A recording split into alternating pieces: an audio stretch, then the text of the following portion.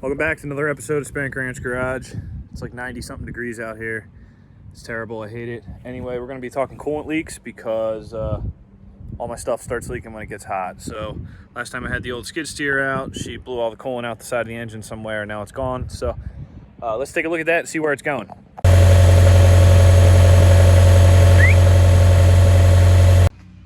right, got her pulled into the shade. Let's see what's going on here.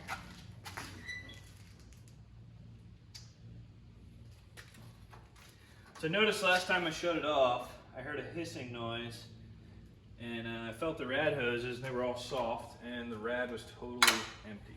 So let me go ahead and get some water. This thing's always like bubbled a little bit of coolant out the rad cap when it gets hot, and I never really thought too much of it, but something changed big now.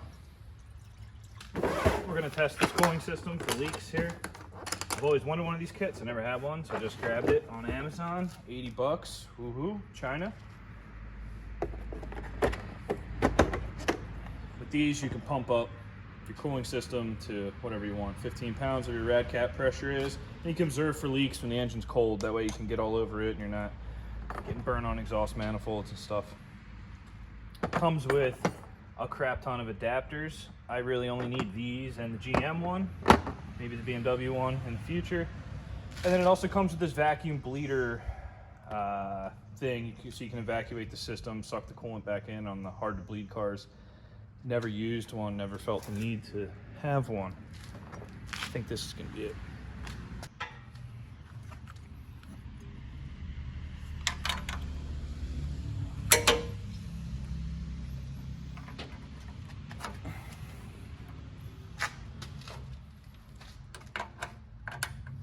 All right, hooked up. So now I'm gonna start to pump up the system here.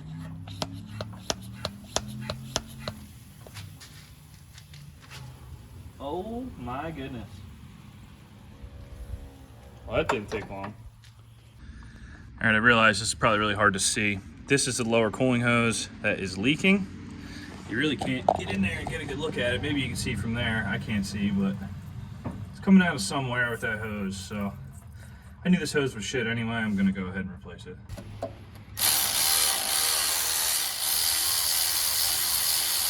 Oh yeah.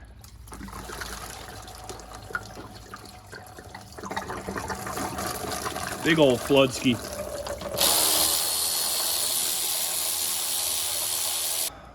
You can't really get Scat Track parts anymore, but it is based on a Thomas 133, which you can get some parts for, but something like this, I will source something at a local auto parts store, maybe in one of the junk cars in my backyard even.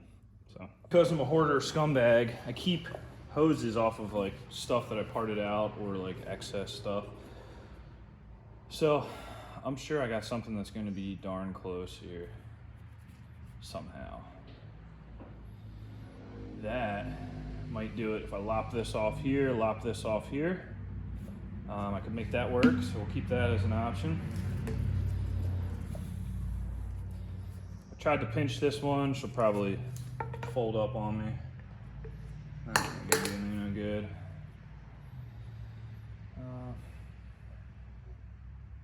This BMW one's gonna come up a little short. In a pinch, I could probably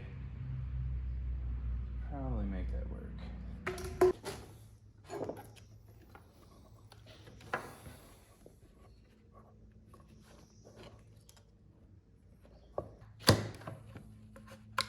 Could have got these right off the bat, but I'm lazy, and that would require me to walk about 10 feet, so ain't doing that. All right, so we're starting to get somewhere here.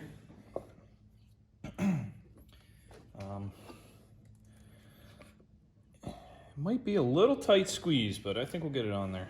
So I'm gonna square this end up.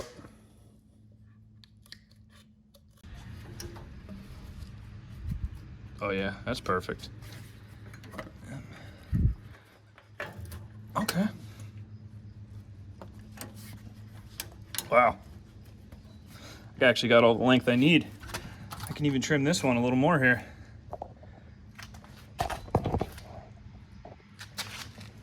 I'm really happy with that. $0 investment. All right, let me pull that off. I'm gonna take another 1/2 inch out of here, throw the clamps on. I think we're gonna be mint.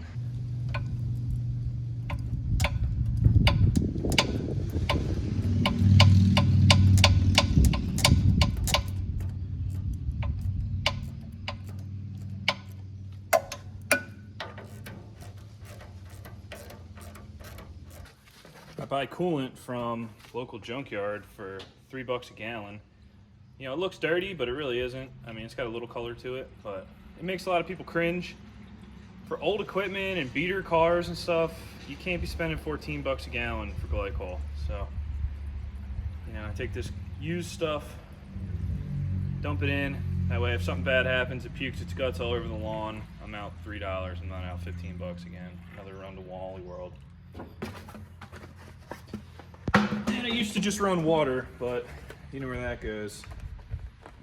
Me forgetting in the wintertime and then doing more damage than I'm worth. All right, so now that it's full of coolant again, we are going to retest our work and look for other leaks, because there could be.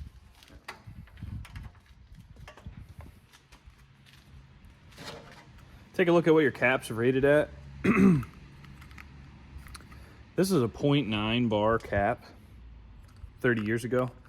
So a bar is about 14 pounds. We'll go about 12 pounds on the system. Replicate what it would be under a heavy operating load.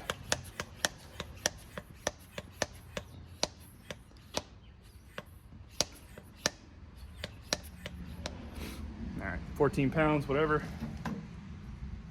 All my hoses are rock hard. And we're just gonna sit here and wait. I'm probably gonna go inside, have a beer.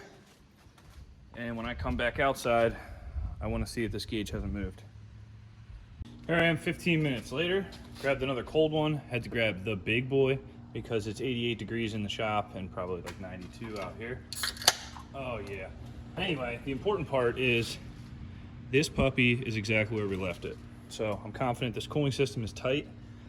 I'm also fairly confident the head on this engine is tight. Some of these do have problems with cracking heads and stuff, and I always kind of suspected mine was, or it had a head gasket issue, but maybe not.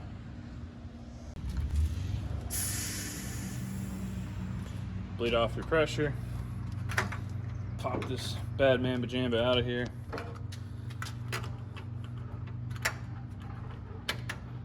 The rad cap back on.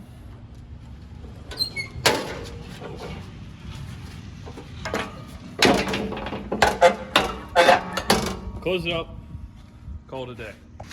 Two things to mention with these coolant pressure testing kits. While they're extremely useful at reproducing leaks, you can also do a little bit of damage to be cautious about. So one, if you pressurize this thing for 15 minutes and there's no coolant on the ground, but the pressure dropped off, that water is probably in your engine somewhere. If it's in the cylinders, you go and turn the key, you're probably going to hydrolock it, do some damage. So if you suspect it's in the cylinders, try to turn that thing over with a ratchet first.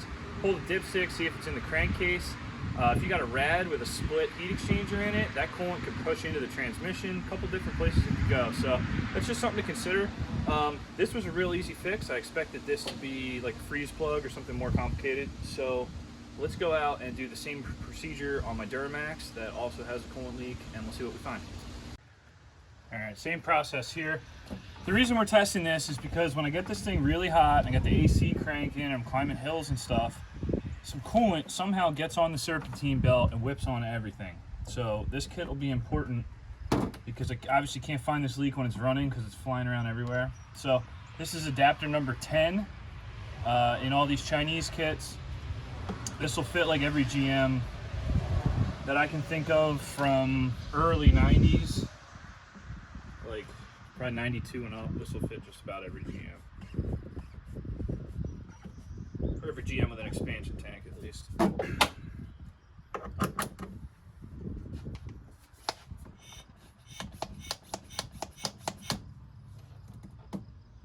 that's not working. It's coming right out the overflow tube.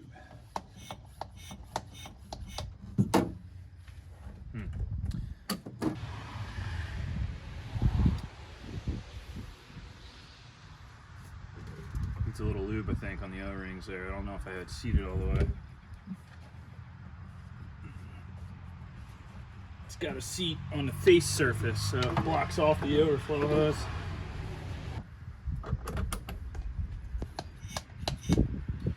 What the ham diggity?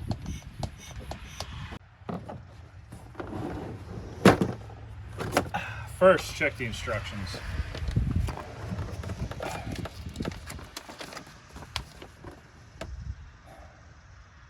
Okay, it says adapter number 10 is for a bunch of BMWs. Ironically, numerous ones that I own. Maybe I'm a little retarded here. I probably saw the cap and was like, oh, it looks familiar. So what fits a GM?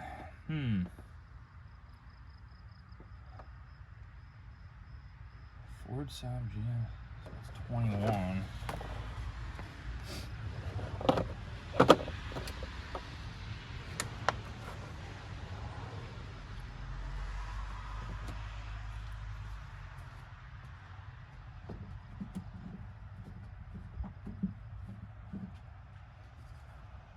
This looks promising. It's got a double O-ring that'll block that hole.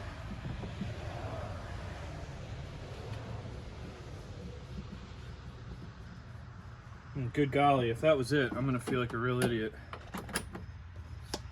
Oh, there it is. All right, team, don't use adapter number 10. This is for BMWs like that and all these other ones I got laying around. I think I start to get a little brain dead and keep working on all these turds all day. All right, 15 minutes later. This thing's exactly where I left it. So now I'm thinking, what the heck's going on here? So, you see all this crap on the intake? It's getting blown across it. All right. I touched it a couple days ago, and it was kind of orangey, right? This is GM, uses orange Dex Cool. I'm thinking it's coolant. Well, apparently I don't have any coolant leaks. Now I start digging deeper here, and underneath the AC compressor is a puddle of orange liquid. And when I touch that liquid, it is very thick oil, almost like a gear lube. But it doesn't smell like gear lube, and it doesn't smell like engine oil, and it's certainly not coolant. So, I'm wondering if it's AC oil, and I actually have an air conditioning compressor leak. The interesting thing is, it doesn't make any strange noises, and it hasn't lost its charge since I've owned the truck, and it's been blowing ice cold air for me. So, it's a little bit strange, I think. That wraps up this quick little episode of chasing coolant leaks, things like that. This wasn't as straightforward as the skid steer was, but troubleshooting almost never is. So it looks like I have some type of air conditioning compressor leak. I'm gonna clean that up and keep a better eye on it, see where that oil's coming from. A little bit strange to me. Anyway, I'll post a link in the description to this little Chinese cooling tester kit. I think it's a great thing to have to do any of your own work. It makes finding leaks that aren't very obvious. It makes them pretty obvious, typically. So anyway, hope you enjoyed the video. I'll see you next time.